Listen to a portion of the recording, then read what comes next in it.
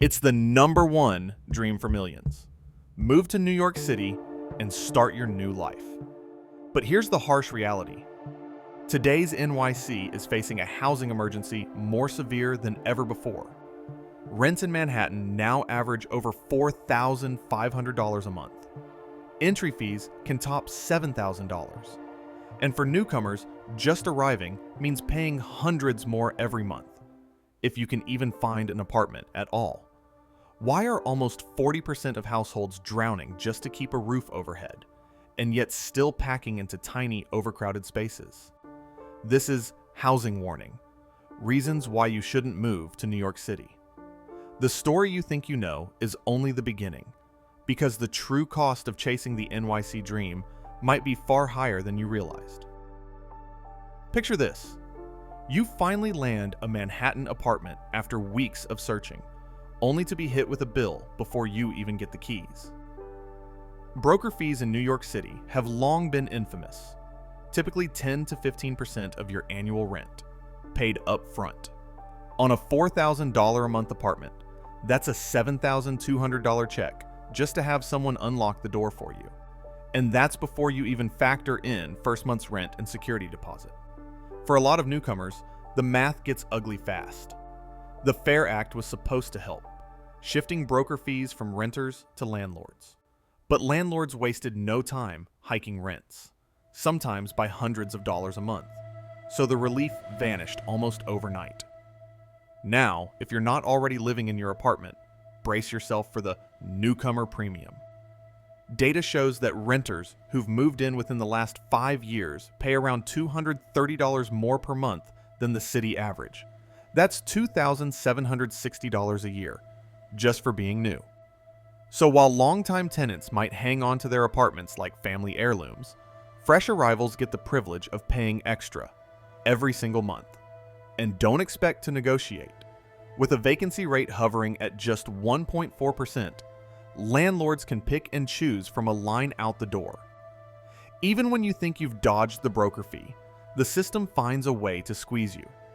Some landlords simply fold the fee into your rent, making your monthly payment permanently higher.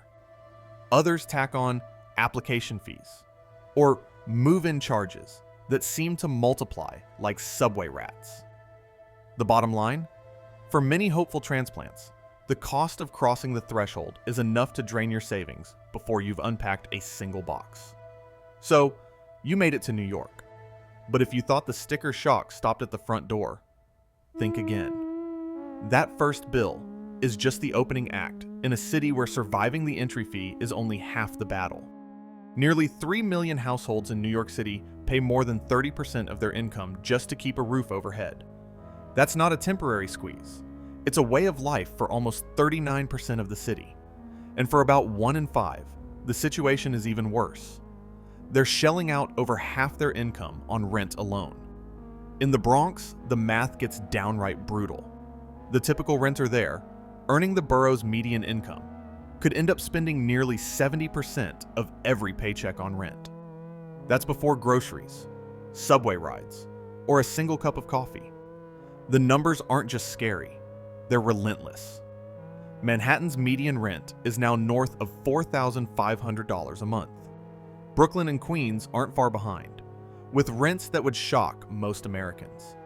Even in neighborhoods once considered affordable, rent hikes have outpaced wage growth year after year. For newcomers, it gets pricier still. If you've lived in your apartment less than 5 years, you're likely paying about $230 more every month than the citywide average. That's almost $3,000 a year, just for being new. There's no safety net for the middle. Families earning $50,000 to $70,000, teachers, nurses, city workers, are the ones getting squeezed hardest. They make too much for subsidies, but not nearly enough to keep up with the rent. Every month, it's a high-wire act. Miss a paycheck, and the whole budget collapses. Meet Carla, a lifelong New Yorker and single mom in Queens. Her rent eats up 60% of her take-home pay. After utilities, groceries, and a Metro card, there's barely enough left for her son's school supplies. Saving for emergencies? Forget it. For families like Carla's, the city's cost isn't just a hurdle. It's a permanent obstacle course. This isn't a one-time shock. It's a monthly math problem with no solution. For millions, the dream of moving up in New York has turned into a reality of just treading water, hoping the next rent bill doesn't pull them under. Groceries in New York City come with their own sticker shock. The average household spends about $11,300 a year just to keep the fridge stocked, which is more than $1,600 above the national average. Since 2019, the local food price index has shot up by 25%. That's not just a few extra bucks at the checkout. It's hundreds more each month, especially if you're buying for a family. For lower income households, the hit is even worse. In the Bronx, almost 1 in 5 residents faces food insecurity. And for those making under $15,000 a year, nearly 70% of their income can vanish into the grocery aisle. Childcare is where budgets really start to buckle. Full-time infant care in the city averages over $3,000 a month. Even family childcare, home-based setups with fewer kids, runs about $325 a week. If you're hoping for a spot in a reputable center, expect to pay more than some private colleges charge for tuition. That means a 2-child household could be dropping $60,000 a year just for someone to watch the kids while they work. For many parents, these costs force impossible choices: cut back on hours, delay having another child, or leave the workforce altogether. Getting around isn't much easier on the wallet. A monthly Metro card for unlimited subway and bus rides now costs $132, and fares are set to hit $3 per ride by summer. That's before you factor in the cost of express buses, ferries, or those occasional late-night rideshares when the trains just aren't running. Annual public transit expenses average $2,400, a 105% jump from a decade ago. If you own a car, brace yourself. Insurance premiums, parking fees, and soon, congestion pricing can push your transportation costs through the roof. Even City Bike, the city's bike share program, has raised its day pass price to $25, with e-bike unlock fees piling on top. Taxes are another daily drain. The combined sales tax rate in New York City sits at 8.875%. That's almost a full percentage point higher than most other big cities. Whether you're buying school supplies, a new phone, or just grabbing takeout, nearly 9 cents of every dollar goes to the taxman. And that's on top of state and city income taxes, which can eat up a big chunk of your paycheck before you even see it. Utilities don't offer much relief either. Electricity in the city averages 27 cents per kilowatt hour, over 50% higher than the national average. Monthly bills for a 1-bedroom apartment can easily top $150. And if you're running the air conditioning through a humid July, expect to pay even more. Add in natural gas, water, and internet. And it's not unusual for utility costs to rival what some Americans pay for rent in other cities. Put it all together, and the daily cost of living in New York isn't just high, it's relentless. Every trip to the store, every subway swipe, every utility bill chips away at your paycheck. For newcomers, these aren't just minor annoyances. They're the silent budget killers that make even a good salary feel like it's slipping through your fingers. In a city famous for opportunity, it's the basics that end up costing the most. Think you're getting a cozy city pad? Get ready to meet your new roommate. Your own stuff. In New York, the classic shoebox apartment isn't just a meme, it's a rite of passage. Studios under 500 square feet are standard, and that's if you're lucky enough to snag one before someone else sends a deposit from the subway. For perspective, 170,000 households citywide are so packed that more than 1.5 people share a single room. That's not just a full house. That's a game of human Tetris every night. Now imagine dropping over $3,000 a month for a space smaller than a 2-car garage. You'll find listings where the shower is in the kitchen, the bedroom is a glorified closet, and the only walk-in is the 2-foot gap between your bed and the front door. If you've seen those viral apartment tours where the fridge blocks the bathroom door, or where a window is just a hole to the hallway, those aren't outliers. That's the starter pack. For a hopeful newcomer, the reality check hits fast. You might arrive with dreams of a reading nook and a Peloton. What you get is a futon wedged between a radiator and a wall, and a kitchen so narrow you can touch both sides at once. Storage? Hope you like vertical living. Shelves up to the ceiling, suitcases under the bed, and maybe a rented closet in Jersey for your winter coat. If you're sharing with roommates, the definition of private space becomes a curtain, a bookshelf, or in some cases, just a polite agreement not to look left. Overcrowding isn't just a quirk, it's baked into the market. With vacancy rates scraping 1.4%, landlords can rent out spaces that wouldn't pass as legal bedrooms anywhere else. Some units barely top 300 square feet, but still command rents that would get you a backyard and a garage in most American cities. And if you're moving in, brace yourself for the newcomer premium, not just in price, but in concessions. Windowless rooms, bathroom sharing with 4 strangers, and the ever-present sound of your neighbor's midnight karaoke.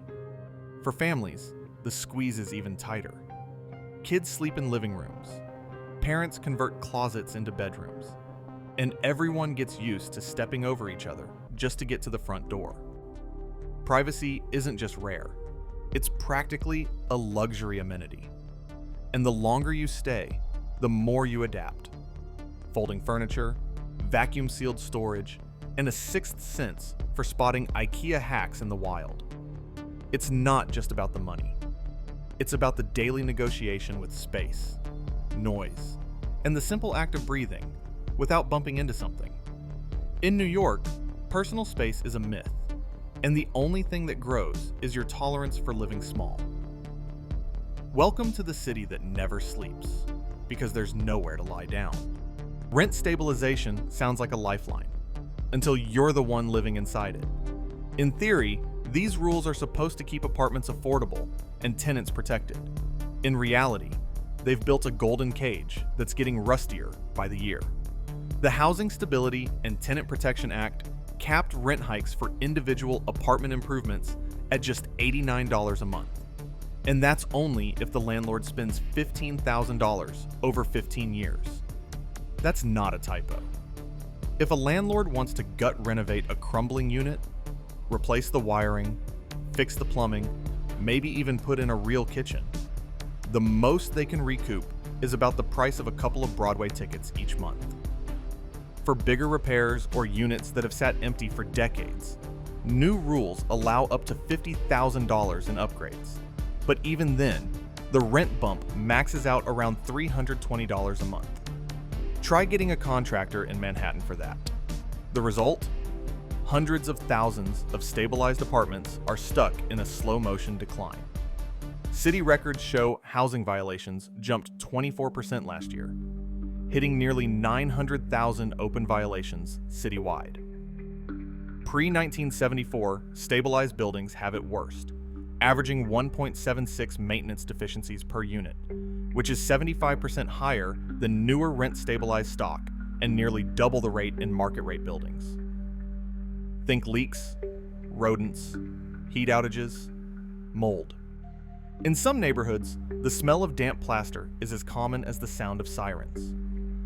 Landlords who once banked on modest rent bumps to fund repairs are now boxed in by the math. Operating costs, fuel, water, insurance, keep climbing, but allowable rent increases can't keep up. For small building owners, it's a losing game. Some are seeing average returns as low as $24 a month per apartment. That's before taxes, before emergencies, before the next boiler breaks down. The city's own data shows that applications for major capital improvements have dropped from 1,000 a year to barely 300. With so little incentive to invest, more apartments slip into disrepair, and the backlog of needed fixes grows longer by the week. Tenants, meanwhile, find themselves locked into apartments that no longer fit their lives.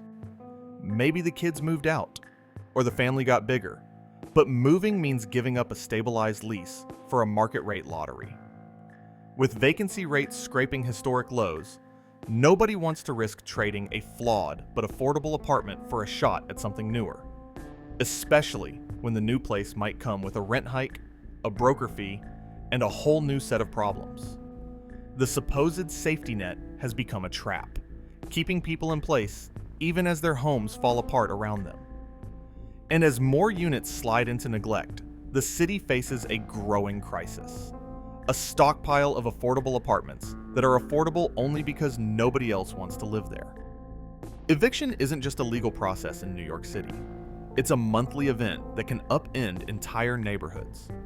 Since January, more than 11,000 households have been forced out by city marshals, the highest pace since 2018. These aren't just numbers on a spreadsheet. Behind every lockout is a family packing up in the dark, a single mom searching for a shelter bed, or a child losing their bedroom, their school, and their sense of home all at once. The Bronx gets hit hardest. In some neighborhoods, nearly 1 in 10 renters has faced eviction court in the past year. Walk down a block in Highbridge or Concourse, and almost half the apartments have seen an eviction notice since 2020. It's not just about falling behind on rent. For many, it's a domino effect. One missed paycheck, a medical bill, or a sudden rent hike, and the whole budget collapses. With vacancy rates scraping rock bottom, there's nowhere to land. Families bounce between relatives, friends, or the city's growing shelter system. The shelters are overflowing. As of mid-2024, more than 132,000 people, parents, kids, seniors, sleep in city-run shelters each night. That's enough to fill Yankee Stadium almost 2.5 times. Many more are doubling up, couch surfing, or living in cars. For every household evicted, dozens more teeter on the edge, spending half or more of their income just to keep the lights on. In the Bronx, some renters fork over nearly 70% of their paychecks for rent alone. Eviction doesn't just mean a new address. It means missed school days, lost jobs, mental health struggles, and a cycle that's almost impossible to break. Each lockout ripples through families, schools, and whole communities. In New York City, losing your apartment can mean losing your footing, sometimes for years. Thousands of moving trucks have become a familiar sight on New York's highways, not because people finally found their dream homes, but because they're leaving the city behind.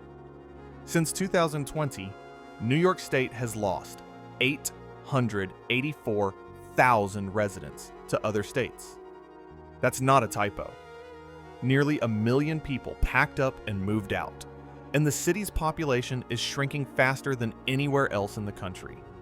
The reasons are more than just high prices. It's a system that's out of sync with itself. Between 2010 and 2023, the city's job market exploded. Employment jumped by 25%, but the number of housing units? Only up 10%. So, while companies added hundreds of thousands of new positions, the city barely built enough places for people to live. The ratio of housing to jobs has dropped to just 81%. That means more workers fighting for fewer apartments, pushing rents higher and leaving many stuck on the sidelines. Now add in the state of public housing. NYCHA's repair backlog has ballooned to $78.3 billion. That's a 73% jump since 2017. More than half of those repairs are already overdue, and 3/4 need to happen within 5 years just to keep buildings livable. In many complexes, elevators are out for weeks. Heat cuts out in the dead of winter, and mold creeps up the walls. Federal funding for major repairs has been slashed for decades, leaving buildings to crumble and residents to fend for themselves. It's not just the poor or the struggling who are leaving. Middle-class families, young professionals, and even longtime New Yorkers are calling it quits. The city's tax base is shrinking as working people, especially those with options, head for places where the math actually works. For every new job created, there's no guarantee of a place to sleep. And for hundreds of thousands, the only real solution has been to leave the city in the rearview mirror. In mid-2024, over 132,000 New Yorkers slept in homeless shelters, while vacancy rates dropped to just 1.4%, marking a citywide housing emergency. This documentary has shown that nearly 40% of households are cost-burdened, with newcomers facing even higher rents, and more than 170,000 homes are overcrowded. Despite policy measures like the FAIR Act and proposed affordable housing targets, eviction rates are rising, and over 884,000 residents have left New York State since 2020. The city's restrictive zoning, underfunded public housing, and slow reforms continue to block real progress. While officials debate solutions, essential questions remain. Will future policies keep pace with demand? And can affordability ever be restored for most residents? The evidence is clear. New York City's housing crisis is not just a headline, but a daily reality with no simple fix in sight.